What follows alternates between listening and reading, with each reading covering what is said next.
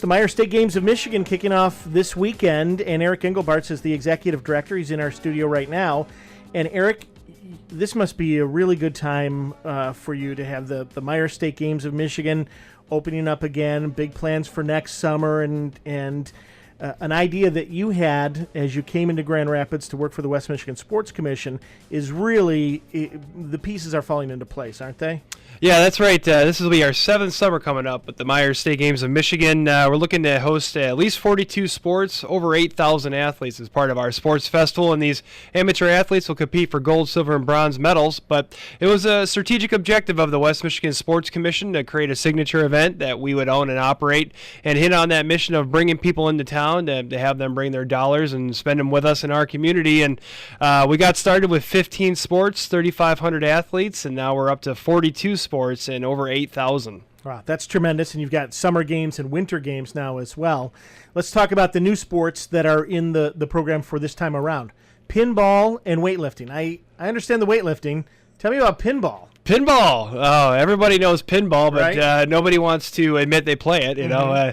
And it came to us in a way last year, the last 2 years actually, we had interns from the Harmon family out of Fremont. And Alex Harmon, my intern, he's ranked #1 in the state as a pinball player. Wow. And his family owns over 30 different pinball machines, and they put on tournaments, and they, once they saw what we're up to, they decided that, hey, we want to get pinball in the game. So they'll bring out 5 different machines. They'll have the classic pinball and then the traditional stuff, and you go out there, it's live scoring. You can watch it over the internet on a website, and people try to get their scores up and to be able to make the tournament at the end of the weekend. So it's exciting. I'm actually kind of getting into it. I like pinball. How many times do you have to hear Pinball Wizard over the course of the tournament? Oh, I do it on purpose. There you go. I get my staff fired up in the morning with the little Elton John. I love it. Very good. Yeah. All right. You mentioned 8,000 athletes projected for this year. Returning sports in 2016 are soccer and ultimate frisbee, which has not been in the game since 2013, which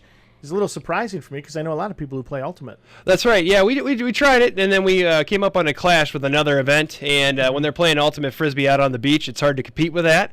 But that event has moved to a different weekend, and we got the support of the Grand Valley State University Club there, to come out. So we'll be playing that at East Kentwood. It's returning, and we plan on having it again for next summer as well as prepare for the national. But weightlifting too, coming into the mix. We've had it in the Winter Games, but we sanctioned that through USA Weightlifting to make sure everybody is getting their tests and things are, everyone's clean and competing on the same stage. So we were able to get the date for the summer games, and now we got pinball, weightlifting, adding ultimate frisbee, and soccer is exciting this summer as well. Tell us about that. Yeah, so we just made the announcement earlier this week that the Grand Rapids Football Club, the GRFC, will be playing in our soccer tournament at the end of July.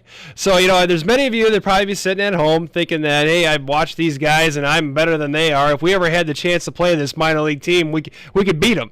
And now's your chance. So you can sign up. You can come out. They'll play an exhibition game on the Friday night. I believe it's July 29th, and then on July 30th and 31st, they'll play against anyone that signs up and registers into the soccer tournament. Very cool. Okay, you've got a couple of other divisions. One is involving hockey and beach wrestling. Yes. What's up with that? Yeah, so beach wrestling, it's kind of what it sounds like. It's like a mixture. It's a mixture of wrestling and almost sumo wrestling. Okay. So there's a ring, and if you get pushed out, then you lose points and you lose the match. And then you can also pin a person as well. But there's no throwing sand. There's no none of that dirty stuff. Right. But the key feature is they are on sand, and so it makes the grappling a little bit different because the footing is different. It does, and it wears you out a lot quicker. And we're at Grand Haven State Park is where that will be, and it's a new addition to us. And once again, it's one of these things, and I know we'll get into it, but hosting the State Games of America in 2017, looking at the 2015 event that happened, they ran sand wrestling or beach wrestling. So we had guys here locally that saw that, competed in it, and wanted to bring it to the games here in Grand Rapids, and now we're formulating that relationship this year in preparation for next year. Okay, 16 and under hockey. That's a new division this year. Yeah, our hockey continues to be the cornerstone of this event. Now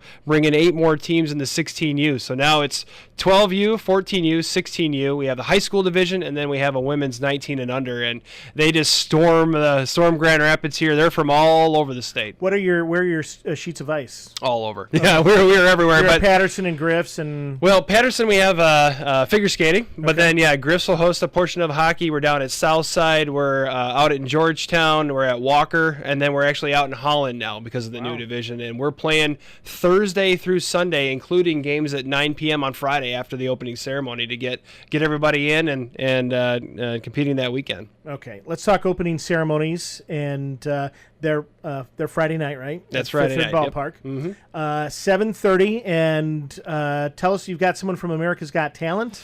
That's right, the Olate Dogs. That's they won the 2012 America's Got Talent. They had $1 million for that. But these 2 guys took rescue dogs, trained them, and they do a bunch of crazy tricks. And it'll be a high impact, really fast show, about 10 to 15 minutes, and you'll see these guys. But when you're watching this, you see them come up on the stage. One guy's driving like a little car. These the dogs are flying all over the place, doing backflips and different things. So it's set to be a great show. It's true professionals.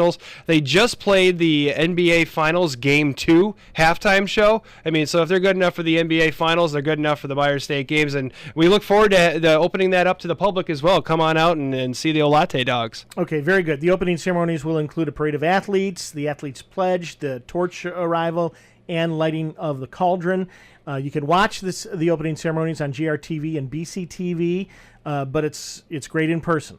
That's right. So come on out to Fifth Third Ballpark. What else do our listeners need to know, Eric? We still have a lot of registration is still open. Okay. There's still time to be involved. We still have volunteer opportunities as well. Most of the online registration will close tonight at midnight. But then if you miss that, then on-site registration is still going too. So if you want to get out there and you want to run track or you want to play Ultimate Frisbee, we're still taking registration. So head to our website, stategamesofmichigan.com, to get the latest information and how to register. Okay, very good. Congratulations and best of luck this weekend. And I know we'll be talking about the State Games of America before too long as well. Yes, we're looking forward to that. Right. So have a great weekend. Thank you. This is News Talk 1340 WJRW. Quick break, and we'll be back in just a moment.